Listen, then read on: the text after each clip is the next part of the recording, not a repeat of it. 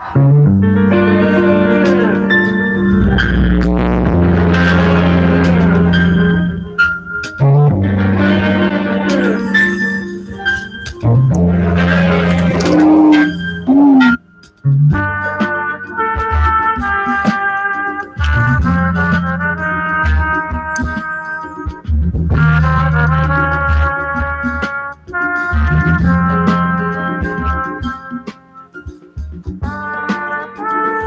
morning.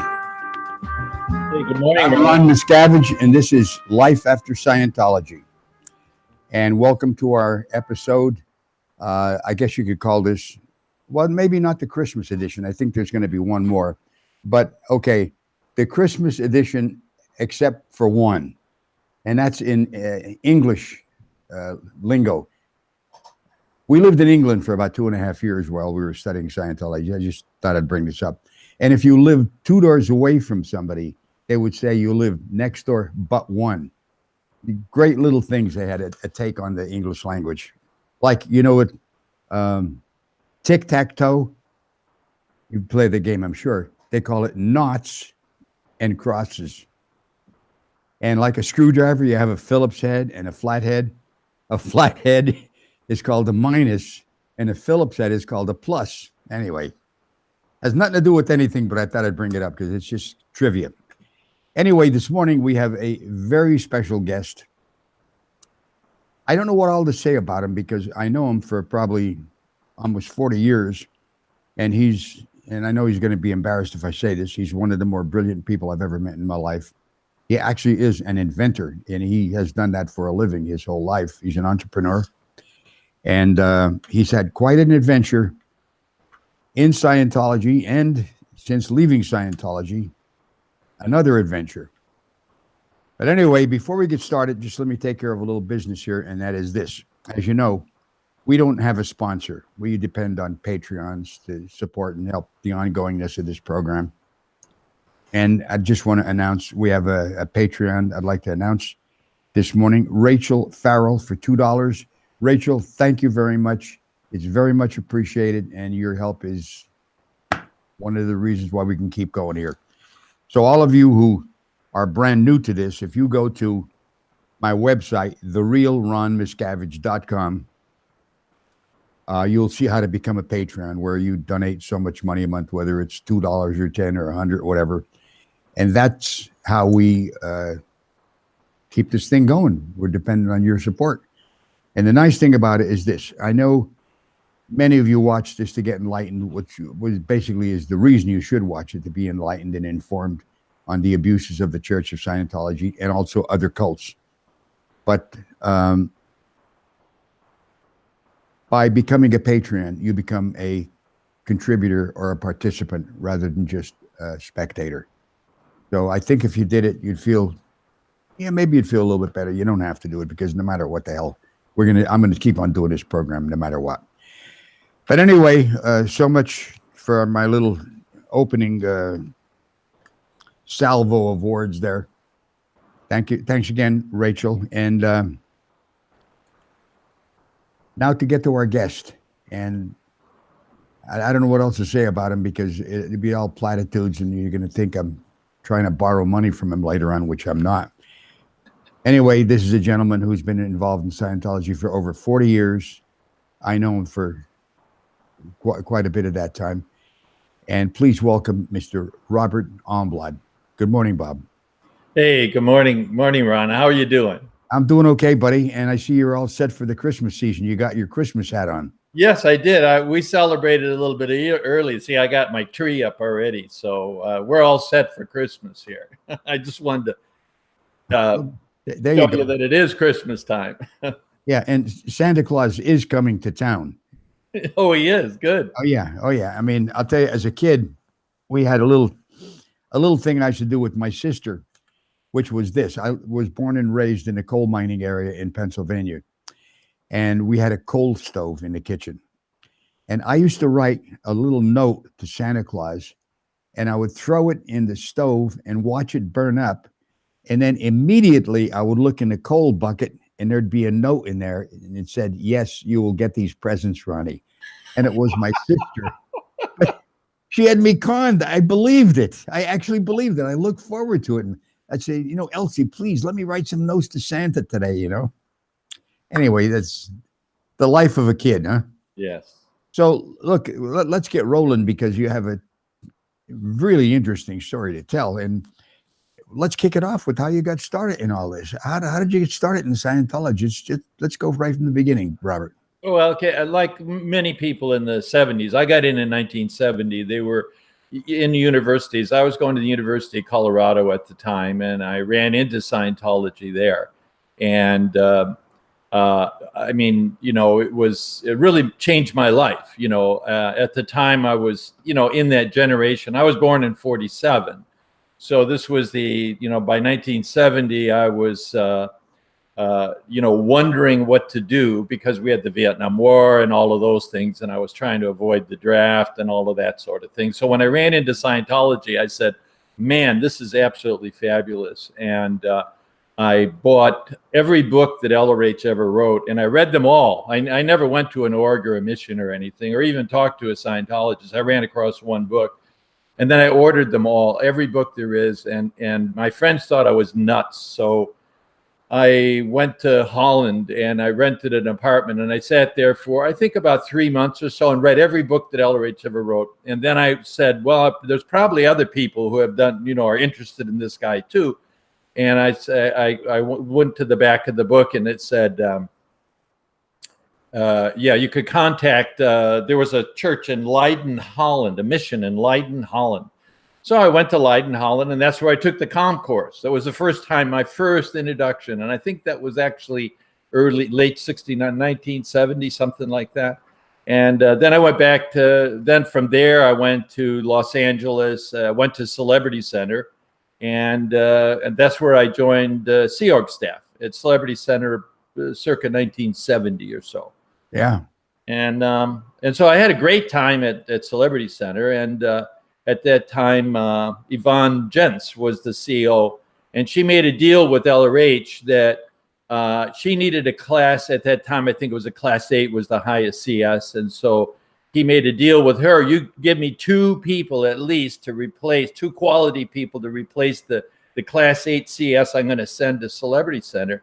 And so I was one of the people that was picked to send to Flag to make up for this class 8 that LRH had trained. And I've forgotten his name, whoever he was, because I was very early in Scientology. So that's how you got to the ship. That's how I got to the ship. I got to the ship by Yvonne Jentz making a deal with LRH, and that's how I showed up on the ship. And they used to call it in those days a coin. You were a coin. You remember that? I was a coin. Yeah, that's right. I was a coin with some background. I mean, I didn't have a Scientology background very much because I'd read every book, but nobody gave a shit about that. They wanted to know what courses I'd taken, and I gotten up through. I did my the Dianetics internship. I had almost finished the academy levels, and but I don't know really why it is that they picked me. Maybe it had to do with my business and engineering background. I don't know. Yeah. So that's how I got to Flag. So now, by the way, did you study engineering in college? Is that what you did? Yeah, I studied manufacturing and automation. I did business school. I went to Loyola University, then Northwestern University, then University of Colorado in Boulder, Colorado. And when I was there, then I was focused entirely on business, on business school. And but partially my automation, I really felt that automation was going to be the future. And I really wanted to work in the medical equipment field. And I'd already applied for a job at Baxter Labs I wanted to design equipment. And they said, now, you don't have enough experience. You haven't even finished your college yet, So then I had to go back and take other courses. And that's when I ran into Scientology. And I quit then when I ran into Scientology. I got it. Now, I just have a little question for you. As a kid, did you have like a tendency to mess around with things or try to discover stuff or try to invent things and anything of that nature? Yeah. What I did as a young person is I started businesses very early in my life, about 6 years old. And so I kept doing those businesses. They were all just entrepreneurial activities, like get all the kids in the neighborhood to shovel sidewalks or something, and or open doors at the mall, to get a dime or a nickel or a penny. So I was always organizing people to do shit, to make a business out of it, do some kind of service to man, right? That's great. Okay, so now you're on your way to the ship. You get to the ship. What happens then? Well, what happened is everyone else went on to the DPF, the start on it. I was on it for 2 days, and LRH, I don't know why he did this, but in any case, he said, look, could you solve through, what was her name? Was Janet, or forget her name. She was the head of the household unit. And so he had a problem with his auditing room, and it was smelling. And he always had a problem with smelling things and hearing things, because he had very good smell and hearing. And so he said, look, nobody's been able to fix my auditing room, and see if you can find somebody to do it. That's how I ended up doing this job. And so I had a high confront on material things or mechanical things. So I got in his office or in his auditing room. And so I said, look, this thing needs to do is to be cleaned properly. So I cleaned everything in the whole place. Everything, little pipes and corners and nooks and crannies, and all of his notes were out there. His auditing sessions were out there. And I went, oh my God, for me, the LRH was God, of course. Yeah, of course. And I went, oh, I cannot see this stuff. So how am I going to be able to clean here? And I said, oh, I know. I'll unfocus my eyes. I know how to do that. So I'm looking far away when it's close up, so I can't see what he's written. I can just see his handwriting. So anyway, I finished doing that. It took me only a day or two. And so then he had a session, and then he came out and he said, hey, thanks for the great session. I want to tell you, it was so, I was flabbergasted when he did that. I was only there for like 3 weeks, and he was talking to me about it, I know. So anyway, that's how I started work. Go ahead. No, it's like having God talking to you in those days. Oh, yeah, absolutely. Yeah, right. Oh, it always was for me. All the time I worked for LRH, for me, he walked on water, Yeah. So anyway, you cleaned it to a proper end. To an end, so that he said, someone finally handled it. So then he said, well, can you do some other shit too? I said, I can do anything. So then he said, look, I have another problem in my research room. I can smell shit in there. I didn't say it that way, but he said, I can smell stuff.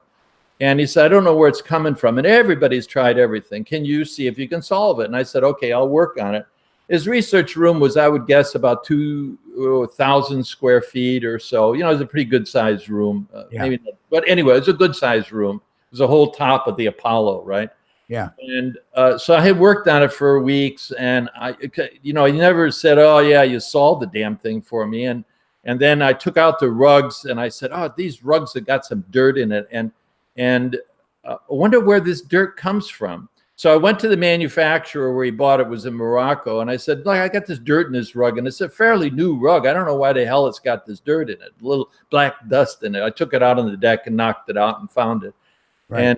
And they said, no, we didn't have anything to do with that. Our rugs go out of here clean. So then what I did was that I kept searching around, where the hell did this black dust come from? And one day I cleaned everything in the room. There was nothing not cleaned. And so I went up in the vent. I stuck my hand up there, and sure enough, there was this black dust. So I went to the snipes on the ship, and I said, you guys got filters in your circulation system here? And they said, yeah, we do. So then I went through the history of the ship, and Apollo had been used around England as a cattle ship. And it had, at that time, during, I think it was in the Second World War and afterwards, that there was a lot of, coal burning in England at the time. And so the coal burning, they didn't have filters on, because what the hell, they had cattle in the ship, right? Yeah. So they didn't have any filters on, was my guess. And so what happened is the vents all filled up with this black coal dust from the 40s, 50s of going around England, right? Wow. And so I went to LRH and I said, I found it. It's in the goddamn vents. And he said, and I showed it to him, and he went, oh, that's fabulous. He said, look, let's do this. Let's call it the CSP, the Clean Ship Program, and you're in charge. Now, I've been on flagship for like all of, 3 months or something, and he puts me in charge of the CSP. So I figure I'm just cleaning the vent in his research room. Right. But he goes, no, it's like freaking everywhere. It's to clean all of the vents. Well, then it became a ship-wide thing. Go ahead, Ron. Well, not only that, but let's put it this way. You are going down in history as the originator of that, because to this day, they still call it CSP, but they don't know that Robert Almblad was the actual source of this, not L. Ron Hubbard. You're the one who did it. So all of you out there who are ex-Scientologists or who are still on staff watching this program, you now found yourself another source of a Scientology name, and it's not L. Ron Hubbard. So now when you think CSP, you're going to think Robert Almblad. When you want to blame all of that work on somebody, you blame it on me, not on LRH. Listen, it goes on every week in every organization throughout the world. It's either Saturday morning or Sunday morning, and that's what you do in the morning. You clean your work area, your living quarters, and it's called CSP. Anyway, that's a revelation. There, you heard it on Life After Scientology, and may you be forever enlightened on this term. So, okay, carry it forward from there, Robert. This okay, is really well, once we started cleaning all the vents in the ship, of course, it was a miserable place to be in because everybody was, working on, and LRH was the one saying, hey, look, we got to clean all of these vents, right?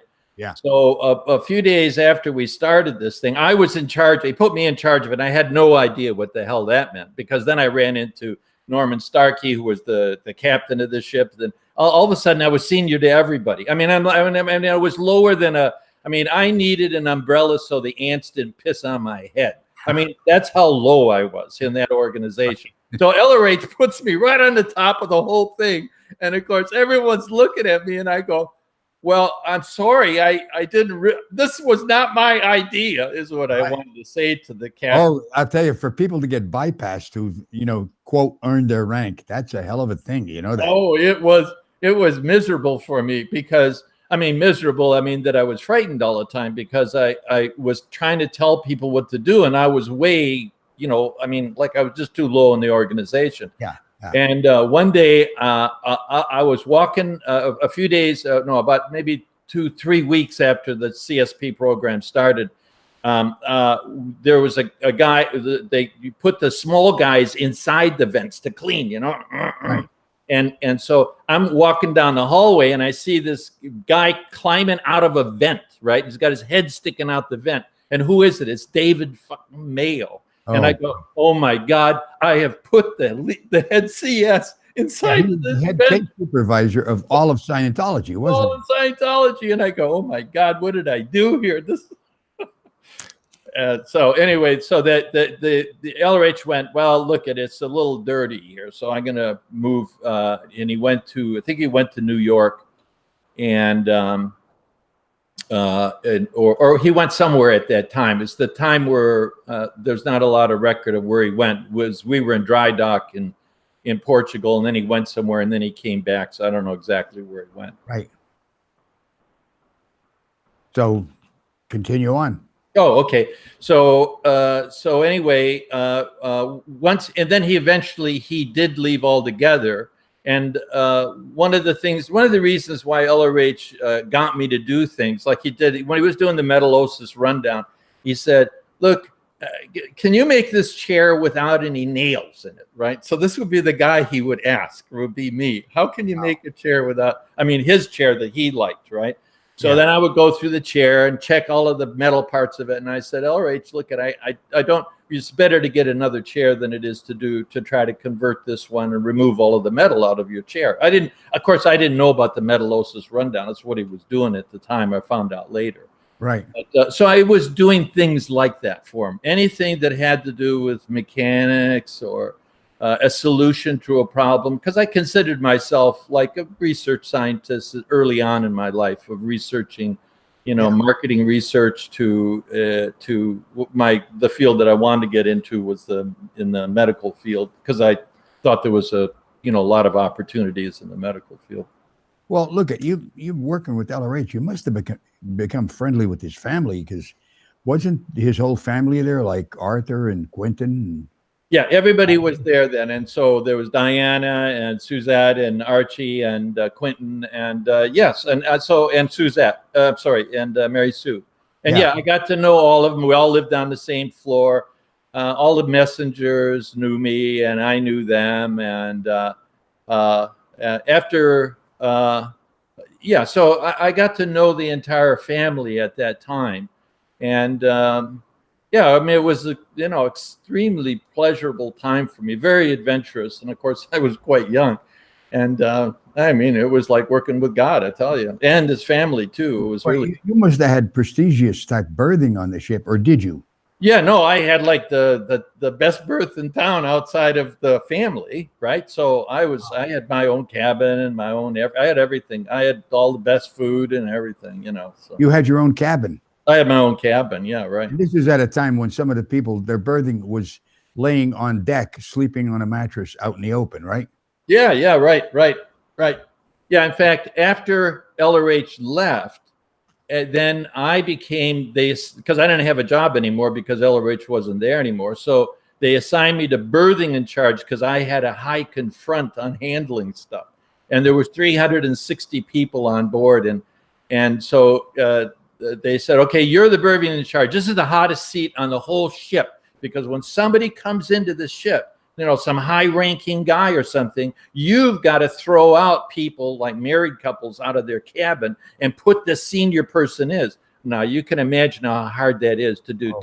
All the senior people in the Scientology all believe they should have a room like I had when I worked for LRH. Yeah. So I got that job of being berthing in charge. So like everybody, 365 people knew who the hell I was.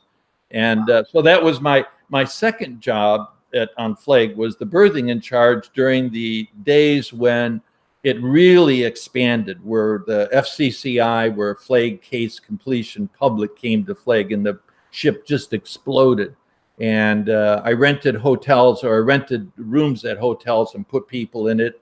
And I did all kinds of things as a berthing in charge, but that wasn't so much fun. People were always chasing me down, trying to get a cabin and try to get out. I mean, there were people, I put 3-4 bunks on top of each other in lower hold number 1.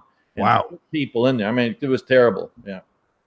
Well, what happened when eventually you got off the ship? How did that come Right. about? Well, what happened then is that then he came back and then he left again. So it was he just wasn't around anymore. And I went, I went down to the missions office and I got a job on a garrison mission to Copenhagen, Denmark, to work in either Qual or into HCO. And so then I eventually became the HCO area secretary of the AOSHEU, which means the Advanced Org St. Hill. And so I was the ethics in charge. I don't know why they did that either. I wasn't a big fan of beating up on people. Let me tell you a short, quick one. When I was the HCO area secretary, someone came in who had been on staff, left staff, and paid their freeloader bill, and then came in, sat down at my desk, and said, "I'm here to do amends. Can I clean the stairs or something?" And I said, wait a minute. Well, how hard was it to get that money to pay your freeloader bill? Was it hard? Oh, yeah, it was really hard. We worked for years to do it. And I said, well, don't you think that's enough of amends for being on staff? Oh yeah. I said, well, look, go down and get out of non-existence with the director of training of the DFP. Don't talk to me about doing amends.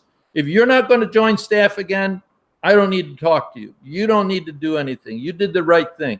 And so I never believed in all that shit they did with people that went out of the, people that worked in the organization, came back and paid their free little bill, and then had to clean the stairs. That's such bullshit. Yeah, you would not be very popular in today's situation. No, this is like the hat or the job description of it was written by Torquemada. You know what I mean? Yes, right. Anyway, that was my career as the HCO area.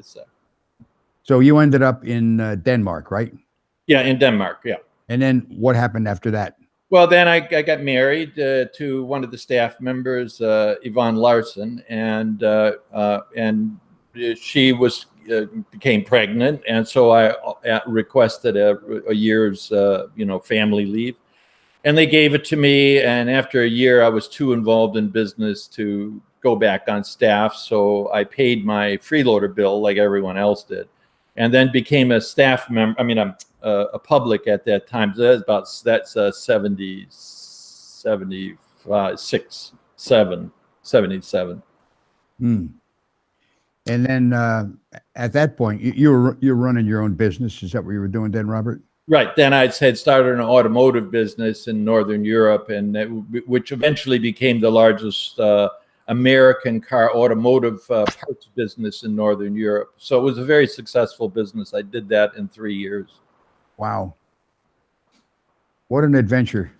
Now, along the way, didn't you meet a gentleman by the name of Bob Raymer, who was trying to get all of the L. Ron Hubbard policies cleared of Scientology words so he could use this as a service to sell to non-Scientologists? Yes, that's correct. Yeah, Bob Raymer contacted me about 1977, 78, and he said, what we're doing here is we're translating LRH's green on white policies and taking out the Scientology words, and so we can use them for business, which you do. We know that you do. And I said, yes, of course I do. You use the policy all the time. So, well, we want to take the words out. And I said, well, and they were working under someone at Flag. There was no WISE at that time. It didn't exist. Right. So it would have been like AVU. And so he had permission from AVU, but he couldn't pay his people to do the work. So he came to me, and I funded the payment to do this, right? To translate the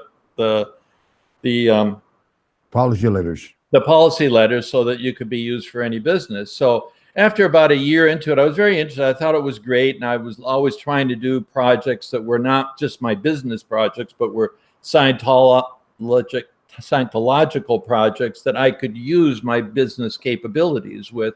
And this was one of them. I said, oh, this is a fabulous idea.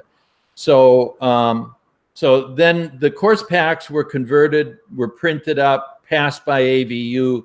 And then what happened is that they started the WISE program based on those books, but they wanted to use them a little bit differently than what I was thinking of. I thought it was for kind of like the general every business, but they ended up making it a WISE, what it is today, which is WISE, consulting companies that do consulting for dentists and so on like that, and chiropractors, because they have money. So it was a little bit different how it turned out. We should pause for a moment here because we're using some abbreviations. AVU. Authorization and Verification Unit at Flag. Right. They would give permission to use Scientology products, right? Yes, that's right. That's how you would get something published. Okay. And just on the off chance that somebody watching doesn't know what WISE means, could you explain that? Oh, yeah. The World Institute of Scientology Enterprises. Okay, good. Yeah. And that's it turned out to be, I think, groups of consultants that used LRH technology on service businesses like dentistry and so on. Right. And so the bottom line is, if you hadn't funded that, we might not have the WISE organization as it exists today.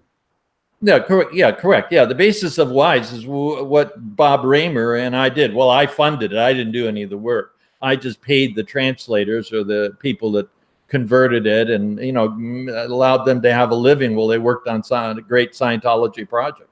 Well, I'll tell you, I don't know if you'd say you're the founder of it, but you should be given a medal for it at least, and forgiven of all the bad things you've ever done to the church,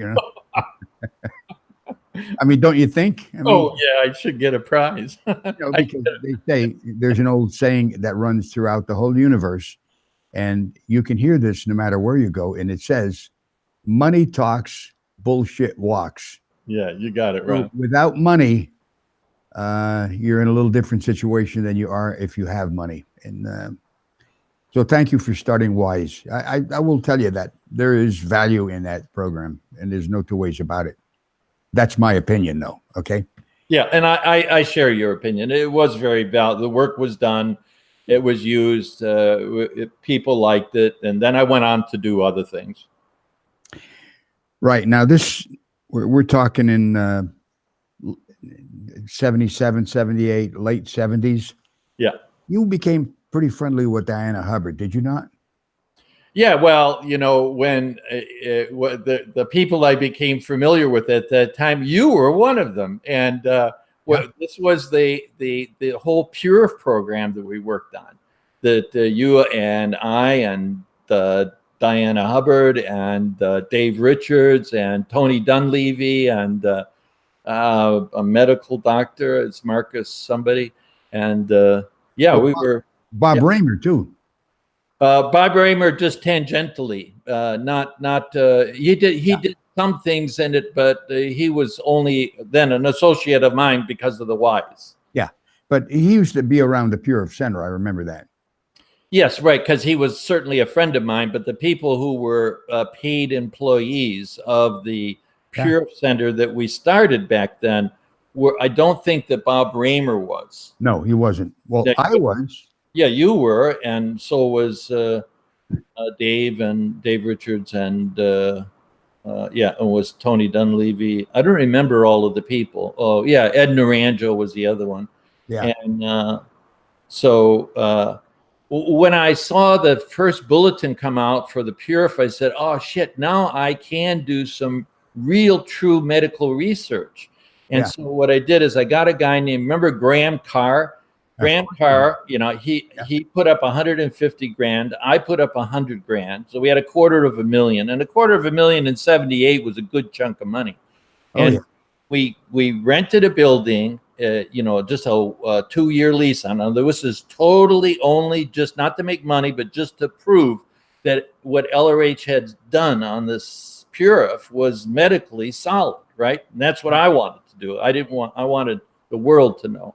And so we got this thing. It was about 6,000 square foot building, cleaned out the whole inside of it, put in saunas. It was a real first class place. Looked like you walked into a doctor's office. Oh, I remember it. And it was a first class place. If you walked in there, you thought, hey, this place is legitimate. It had that feeling to it. You know what I mean? Yeah, exactly. Yes, it did. And the reason we needed to make it look like a first class place instead of a usual kind of makeshift Scientology thing was because I wanted to hire ex-Vietnam vets on a voluntary basis to do the Purif program and do biopsies of their body so that we could send it to a lab and show the reduction of dioxin, which was a real small molecule from Agent Orange. And the government had a huge problem with it at the time. So this is 78 or so. And I said, let's do this thing, prove that it works by real scientific method. And then we'll disclose this to the, U.S. military. And that was the purpose of the Purif program. That's why we had a medical doctor on staff. Right. And so I ran an ad in the paper and said, any Vietnam vet that has been exposed to Agent Orange, we have a free program for you. We don't pay you anything, but you have to follow the program, and it's to reduce the dioxin levels in your body. But we need to prove that it works, so we're going to have to take a biopsy, which was a fairly good chunk of their fat and skin. They drill pretty deep into it, so it's painful. Oh, yeah. And so I got quite a few applicants. I checked them all out, make sure that they really were Vietnam vets. They were in Vietnam. Then we put them through the program.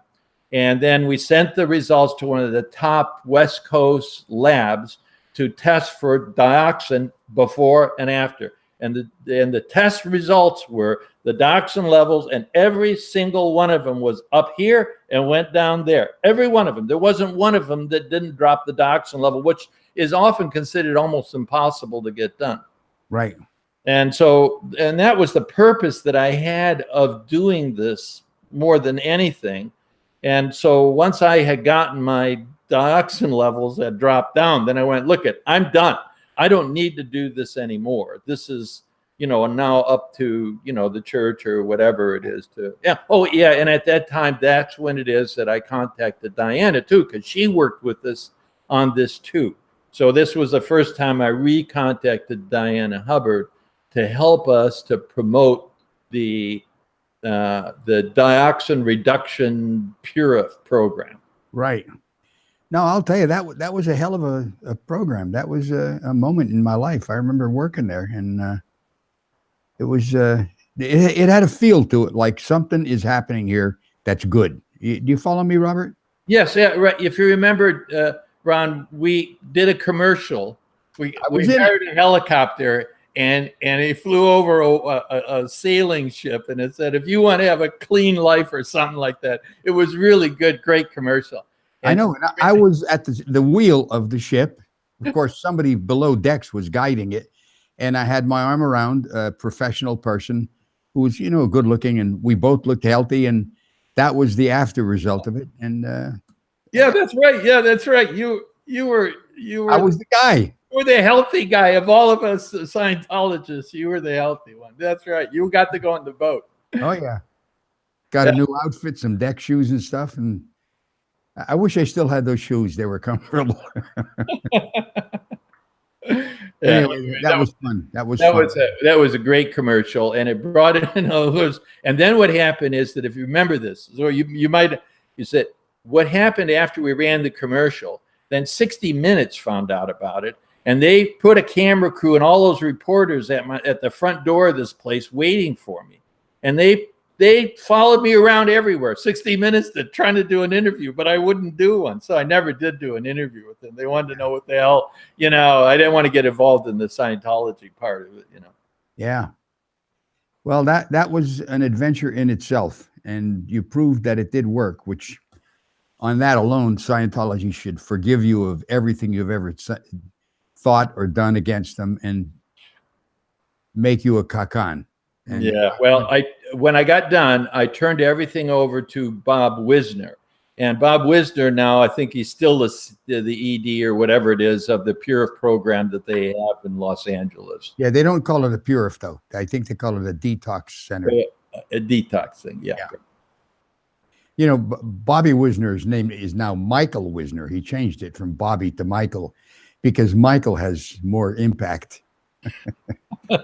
It's funny how people's minds can wander off into the byways and the underground passages of your thinking and think that that's a legitimate reason to change your name. I don't know. Yeah. Anyway, so now let's continue on, because you brought up Diana Hubbard, and that goes a little further than this story here. What?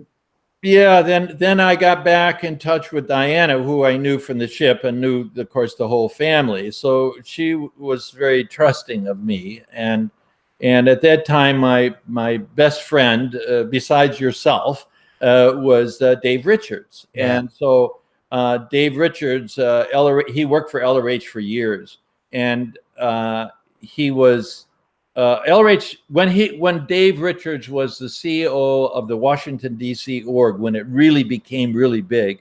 Then LRH ran that org, and Dave was the CEO.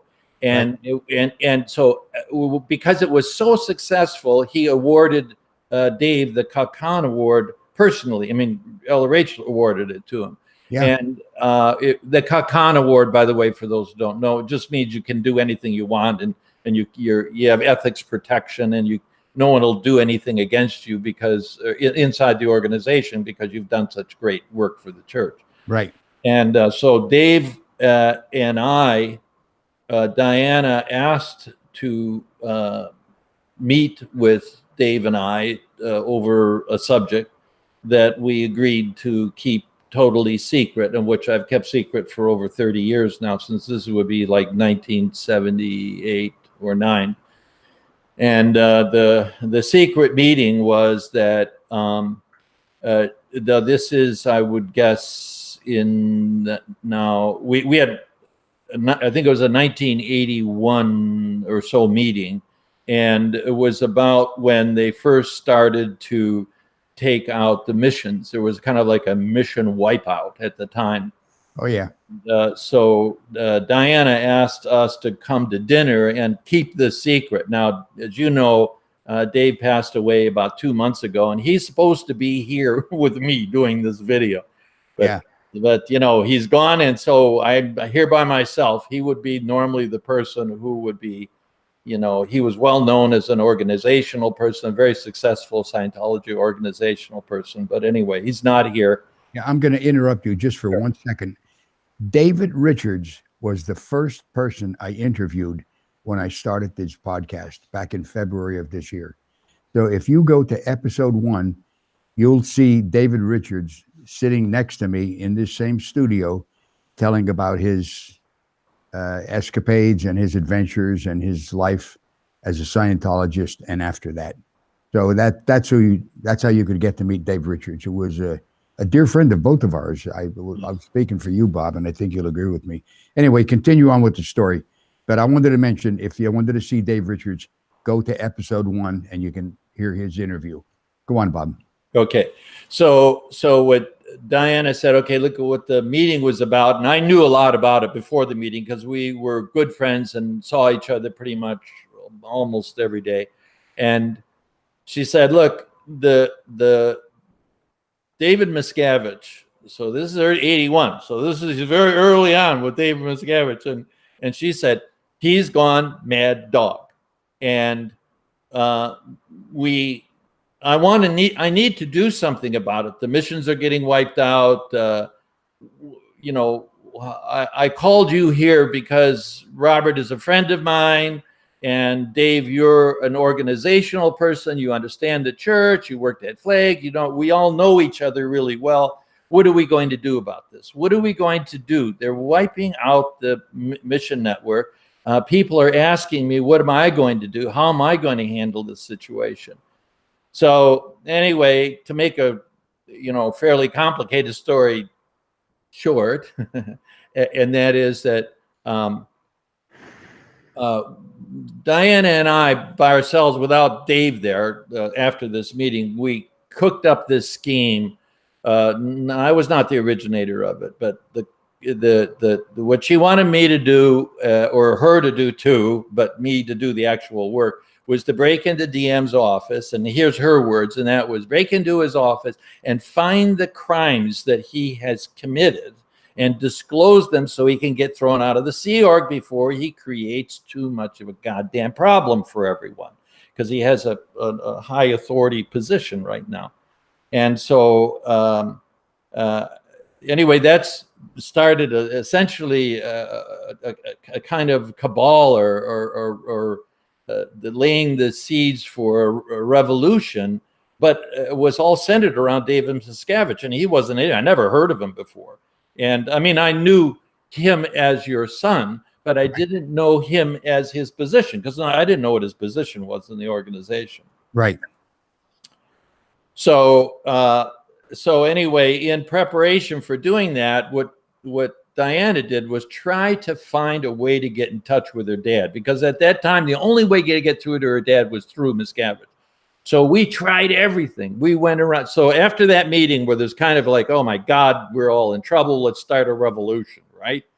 And so what happened is she said, let me see if I can get a hold of my dad, because if I can do that, I can explain what's happening to these missions. Okay. But I can't get through to him because everything goes through Miscavige.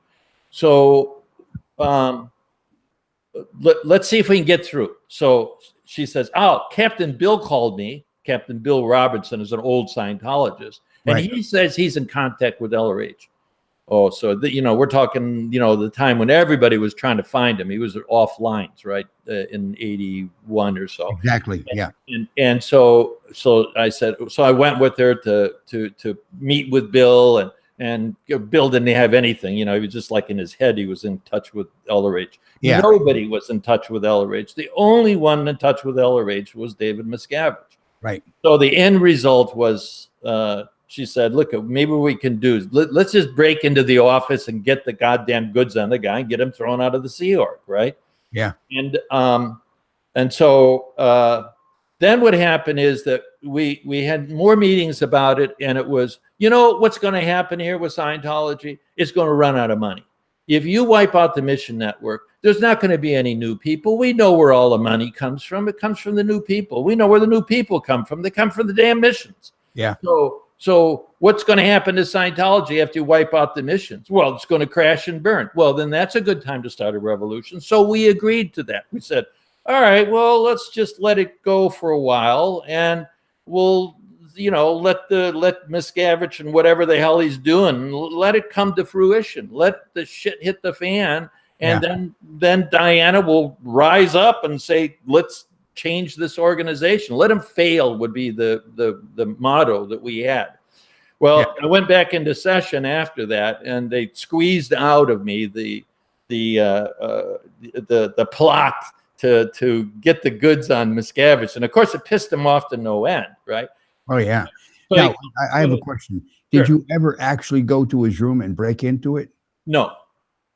But the plot was discovered. Is that it? Yeah, because I was, of course, I invented I was the largest leak key company. I mean, I did no keys then at that time for some reason. I forgot what it was, but locks and stuff. They were all mechanical shit for me, and I could do that sort of thing. Or at least, certainly, that's what Diana viewed me as somebody that could mechanically do anything. Like a MacGyver my way in. Well, I never went into his office. I just came, but I had to. Well, you know what? When you get a confessional, you have to, tell everything, right? Or it doesn't work. You can't get out of the damn set. Well, Bob, up until this point, I don't know if you know this, but David called me and told me that they uncovered this plot. I wasn't in the Sea Org at the time. Oh, is that right? No, I didn't know that. Well, there you go. There's a little revelation for you right there. He says, your friend, here's what he did. Yes. He said that, he was going to break into my office and do this and that. And I mean, really pissed off to the ends of the earth, Yeah. Ron, I just thought to bring it up because that little. Oh, no, I didn't. I didn't know that, Ron. I didn't know.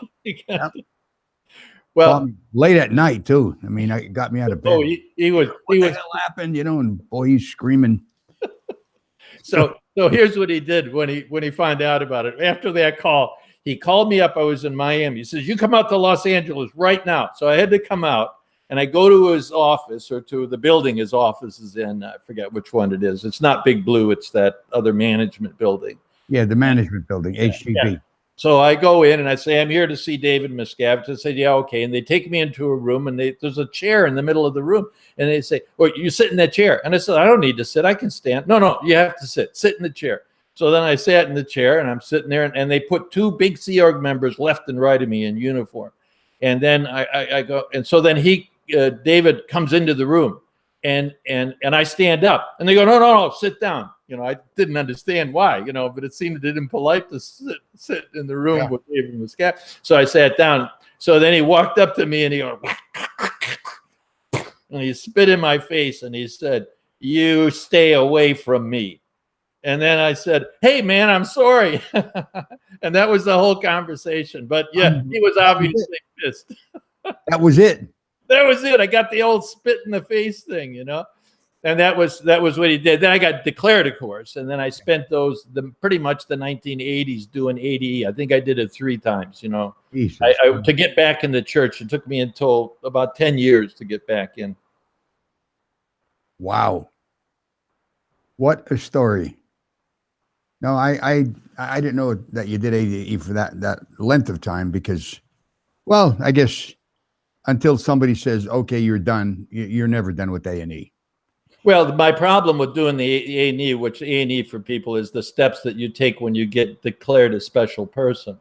And so I did it 3 times because each time I got approved at a lower level, but it had to be approved by David Miscavige. So, like how many people did he ever approve to, come back in after, doing this kind of shit? I want to tell you, it was that's why it was 10 years. It was, man, I'll tell you. I tell you, I pulled every string I had to get this done. It cost a ton, but I didn't buy my way in like other people did. Yeah, that's what they do. They donate to the IAS or maybe a building fund or something. Yeah, this was before the or when the IAS was born during the 80s is when I was just, off lines, right? Yeah. So then actually Diana Hubbard had planned on taking over the church. Right. Well, I think the interesting thing was that her viewpoint of the things, disconnection and fair game and not refunding was not a big deal back then. Not refunding is a big deal today, but back then it was still disconnection and fair game was a big deal. And her view of it was that you don't LRH never said to look at separate children from mothers. It was something that he had on very early on, but he took it out when he canceled the policy, right?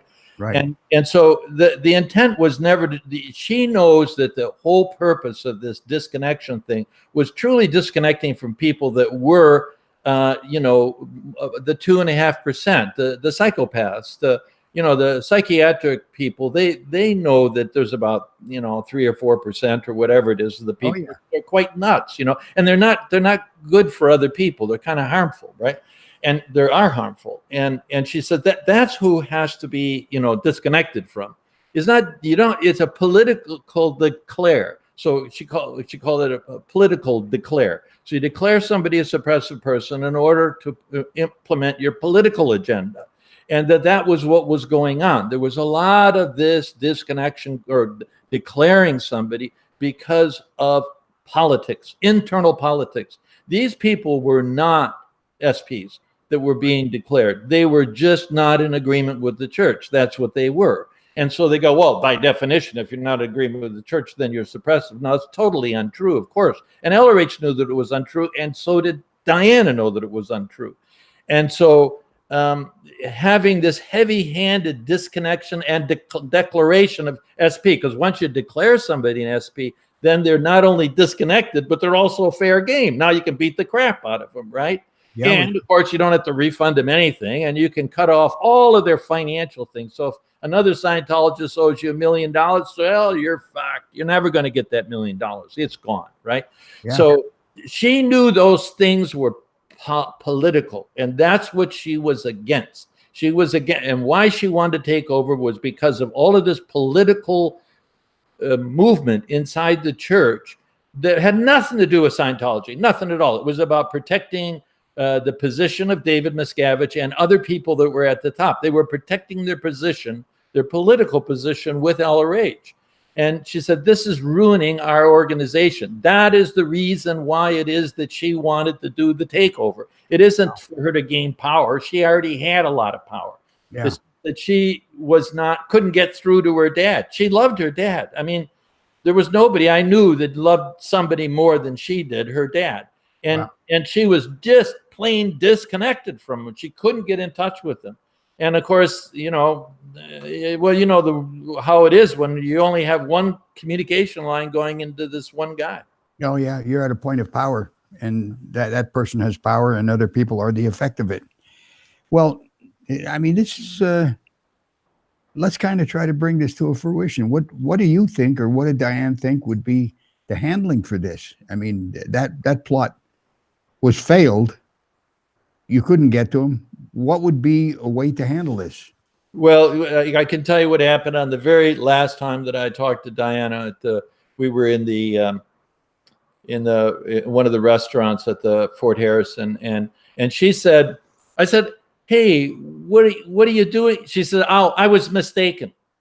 And I said, what do you mean you were mistaken? She said, well, I was mistaken about all of this stuff. And I go, I never seen anyone change so much. I said, are you like a wolf in sheep's clothing now? Is that what you're doing? And she was just silent on that one. And here's my feeling on it. And that is that she told me, I'm not going to lead a revolution down Main Street because there's not enough people asking me to lead that revolution. Right. I'm not going to go out there and get crushed and get expelled and declared an SP, and I'll have no authority at all. I need to have people that are on the outside cheering me to become, to solve the problems of this organization. And we agreed then, okay, it's going to crash and burn because you got rid of the mission, so they won't have any money. Yeah. And so my last conversation with her is, okay, we'll get back to this thing as soon as there's more people going, hey, holy hell, we ain't got no PCs, we ain't got no auditors because we got rid of the missions, okay? So we're waiting for that day. Well, what happened? What happened? The IAS happened. All of a sudden, that son of a bitch is getting millions of dollars for not delivering auditing, not delivering training. He got millions of dollars for it. And the thing that Diana predicted would happen didn't happen. They didn't run out of money. They got more money than they ever thought they would ever get. Millions, billions of dollars. But all of it in exchange for nothing. And you know what in exchange for nothing means? It means a criminal. Exactly. So this criminal activity going on, you can't stop for nothing, because once that money started flowing, there was nothing to do about it. So Diana never spoke up. She never said a word because the organization never crashed. Well, right now I can tell you this, that they may have all the money in the world, but their PR is in the goddamn toilet, because this guy has all of this shit he's doing with disconnecting people, disconnecting mothers from children, disconnecting children from mothers, and beating the crap out of people that don't agree with his politics, right?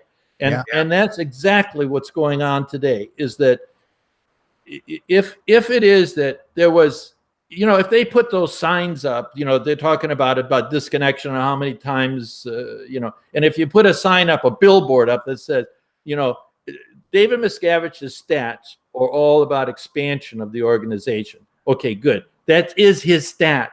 Now, that organization has declined, has decreased, has shrunk. The money is up for nothing, criminal money, but the population has shrunk. And you know, putting on a billboard, let's have Diana as the new CEO or whatever it is of this organization. She might get up there and do something about it, because there's only a couple, I don't know how many years that she's like, I think she'd be about 64, 65 now. You got the church done. There's not enough time. I mean, if it goes another 5 years, she's not going to be any help. Or maybe, you know, how old are you before it is that you can lead a a revolution or whatever it is, right? Well, it would be a coup. That would qualify it. Yeah, well, you know, at least this is that, you know, I don't know anything personally about the authorities, you know, like Department of Justice investigating the church, but they do it, the FBI, et cetera. You know, they're always a pain in the ass to the government, to this American government and other governments. Yeah. And so, you know, one of the ways to solve that problem would be just to remove David Miscavige and put somebody else that's a kinder, gentler person in charge of the church. It happens all the time. Even in big companies like what's his name? Bill Gates. When Bill Gates, when they went after him, when the feds went after them, hey, look at in the end, he's not the CEO anymore. He's not the guiding light of that company anymore. He's off. Now, even though he's the owner, even though he's the COB, I'm talking about both Miscavige and, you know, the government comes in and goes, listen, you know, let's depose you or we won't depose you. Just step down, put somebody in charge, put anyone in charge that doesn't do this shit to everybody, that gives the government a damn pain in the ass, right? Yeah. Boy, it's a hell of a scene though, isn't it? Yeah, no, I mean, it's a hell of a scene. So, I mean, I don't know if they, you know, what to do about David Miscavige because he's the COB. So then that's a different thing. But I know that you know, it seemed a lot simpler back in '81 because, you know, it was all about getting auditors and training auditors and auditing PCs. And so anyone who could do that stuff was on the right side, right? But exactly.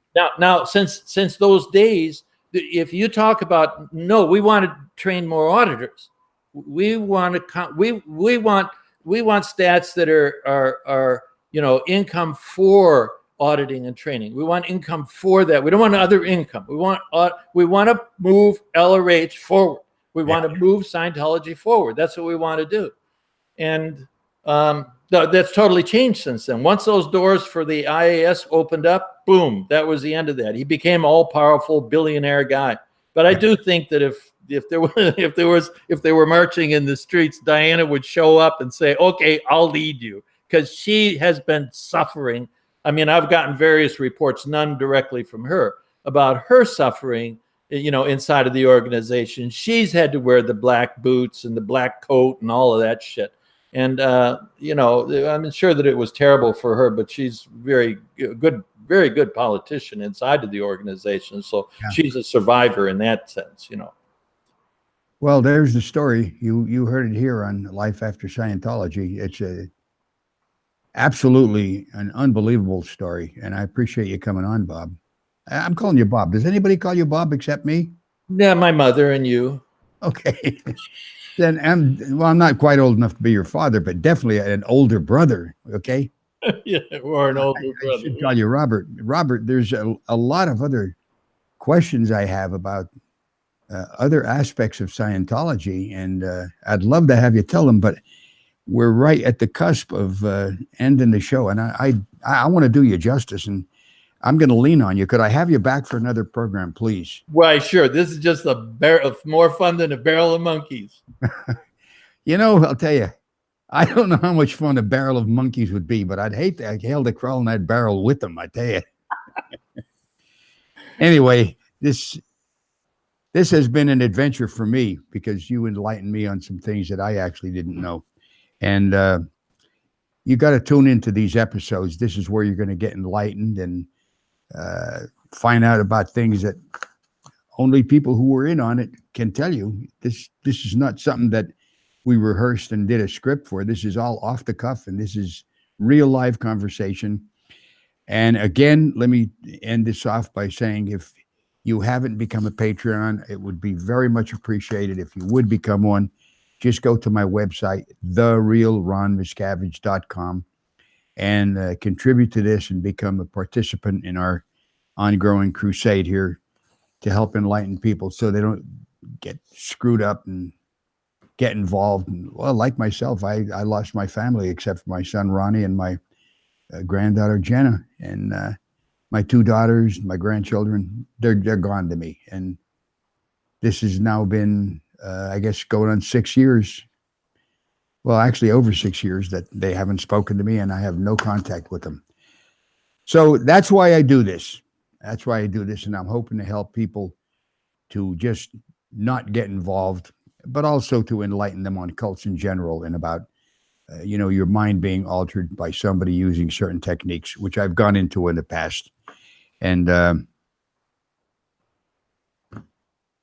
guess I've said my piece. So tune in and please take notice, because I'll announce when Robert's going to be on again. And Robert, I got to thank you very much for coming on the program. It's very much appreciated. Okay, buddy? Hey, that's great, Ron. I really appreciate the opportunity to be on your show. I think it's great. Okay, buddy.